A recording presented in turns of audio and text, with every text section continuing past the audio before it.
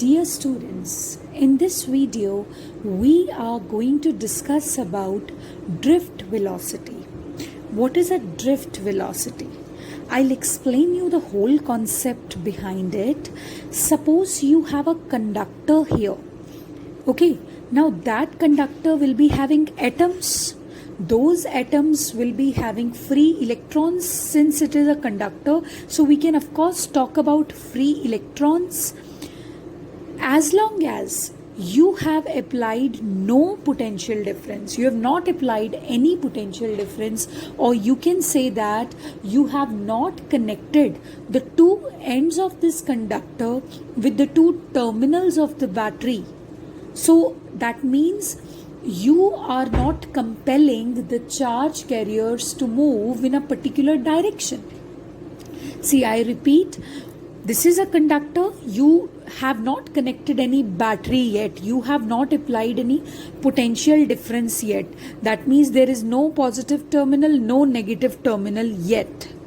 So in that case, what will happen that since there is a room temperature, since there is thermal effect, so these electrons that are free electrons, these electrons will try to move here and there because of the heat that they are acquiring from the surroundings.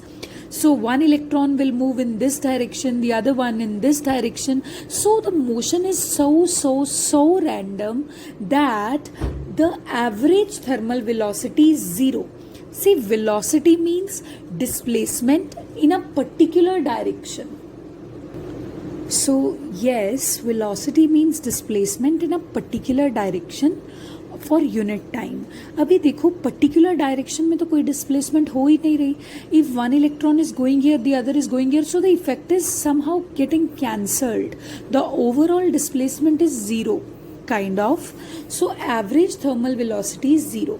Now suppose that first electron had its thermal velocity as, thermal velocity means जो heat की वजह से वो move कर रहे हैं वो velocity, because आपने कोई बैटरी तो अटैच करी नहीं है अभी तक. So u1 vector, u2 vector, u3 vector, so on up to un vector, these are the thermal velocities of all the electrons. And if average thermal velocity is zero, that means take the average of all these thermal velocities. It will be u1 vector plus u2 vector.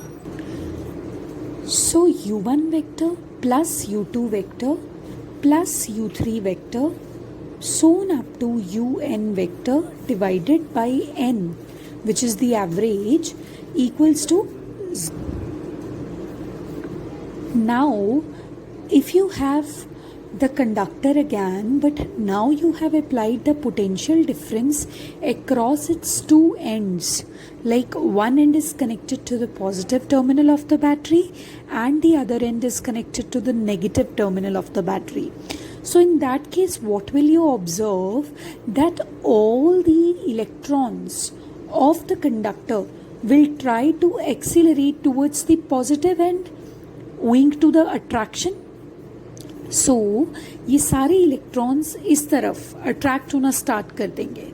Though what will happen, I know that when electrons will be going, accelerating towards this positive side, they will be colliding with the atoms of the conductor. Actually, for the sake of convenience only, I have shown here the electrons, the free electrons, but actually there are many atoms also that are present here. Okay, and when electrons are trying to move towards the positive terminal, don't you think that they will be colliding with the atoms in their way? And when they will collide, what will happen? They'll try to emerge with the same velocity, okay, but in a different direction. So what is going to happen? We know that average velocity in this case is not equal to zero, just like the previous case. अभी कोई net velocity होगी, कुछ electrons तो होंगे ना ultimately जो positive side तक जा रहे होंगे. So that average velocity is known as drift velocity. So basically drift velocity of electrons is that velocity which arises after the application of electric field or after the application of potential difference. So you saw that you had positive and negative here. That's why the electrons moved in a particular direction, in a specific direction. Now, since you have applied the potential difference across the ends of this conductor, let us suppose that the length of the conductor is L. Okay, length of the conductor is small l, and the potential difference that you have applied across the ends of the conductor is capital V. So what will be the electric field which has developed? It will be equal to E is equal to potential difference upon length. अरे E is equals to minus dV by dr तो study किया ही हुआ है आपने. So basically electric field is equals to potential difference divided by length over which it is acting. Okay. So after that, now you know about electric field. Now because of this electric field, see initially आपने battery apply करी, battery connect करी. After connecting the battery, potential difference developed. After potential difference developed, electric field developed inside the conductor.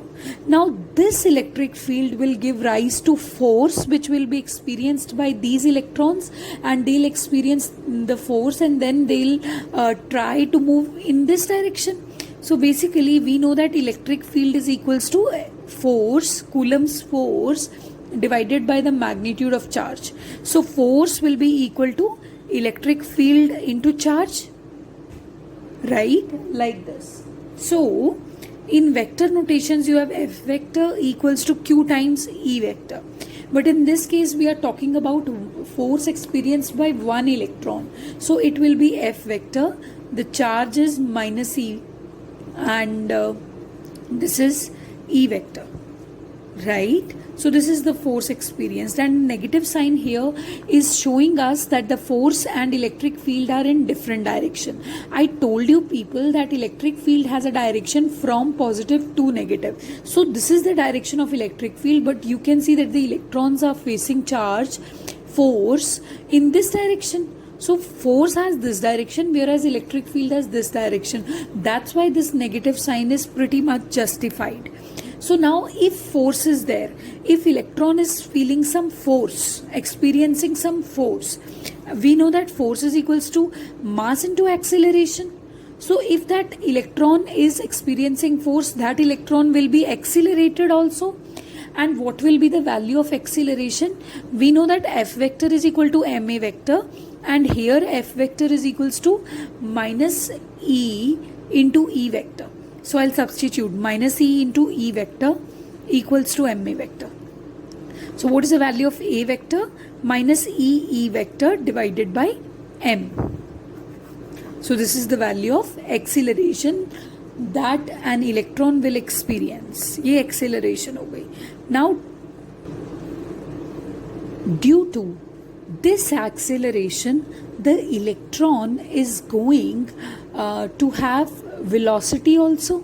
Like if the electron is now getting accelerated because of this electric field, what is going to happen? It is going to have a velocity change, because that's what acceleration means.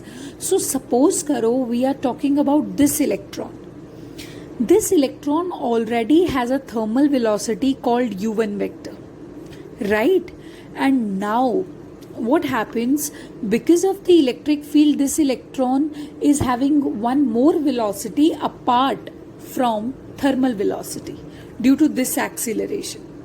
So because of that velocity, it will try to move forward, and when it will try to move forward, it will be collided with the atom of the conductor.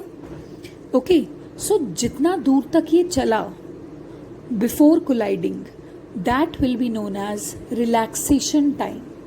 Like for how many seconds the electron actually went, it was moving before the collision just happened, that time is known as relaxation time.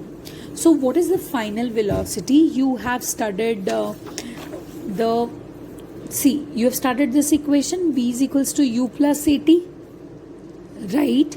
So what is going to happen? V is the final velocity of the electron. U1 is the thermal velocity which the electron was already having. A is the acceleration, which is the same for every electron because the electric field which is applied is same.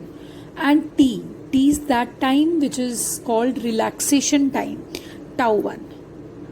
I'll again explain the concept of relaxation time. You have a conductor here. This is the electron. You have applied electric field here, right? Now this electron will be accelerated towards the positive sign. Now when it will try to go towards the positive terminal, it will collide with the atoms of the conductor. So for how long it was traveling independently will be known as its relaxation time, or you can say the time between two successive collisions, that is also known as relaxation time, right? So if you want to find out what will be the final velocity, like the electron collided here, and what is the velocity with which it was going, that will be equal to sum of thermal velocity which it was already having plus that velocity which which was acquired due to this electric field. So of course that will be equal to this. Here tau stands for relaxation time. Now what is going to happen? See, this is the velocity of the first electron, but we will be talking about the velocities of all the electrons. So V1 we have written here. V2 vector will be equal to U1 vector plus A vector tau 2. V3 vector equals to here it is U2. U3 vector plus A vector tau 3. Now add all these velocities for n electrons to find out drift velocity. So that will be equal to V1, V2, so on up to Vn divided by n. So that will be equal to U1 plus A tau 1, U2 plus A tau 2, so on up to Un plus A tau n. Placing the vector signs divided by n. Now U1, U2 plus so on up to Un, just separate it out.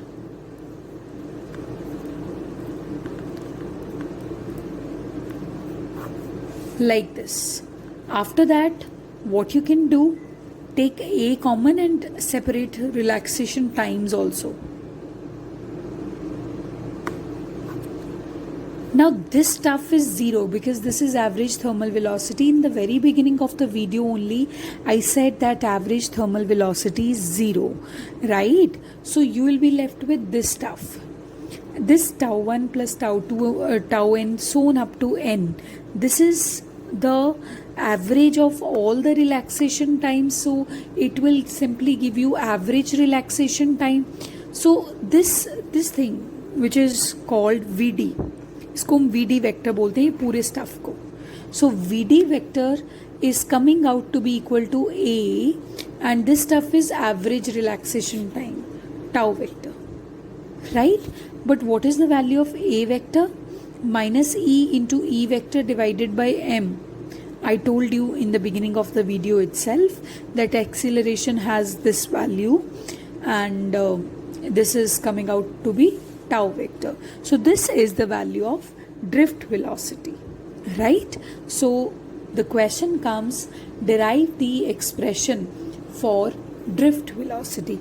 And one more thing, please see to which things drift velocity is directly proportional and to which things it is inversely proportional, so that we can attempt a question based upon it, that if relaxation time is increased or decreased, what is going to happen with drift velocity.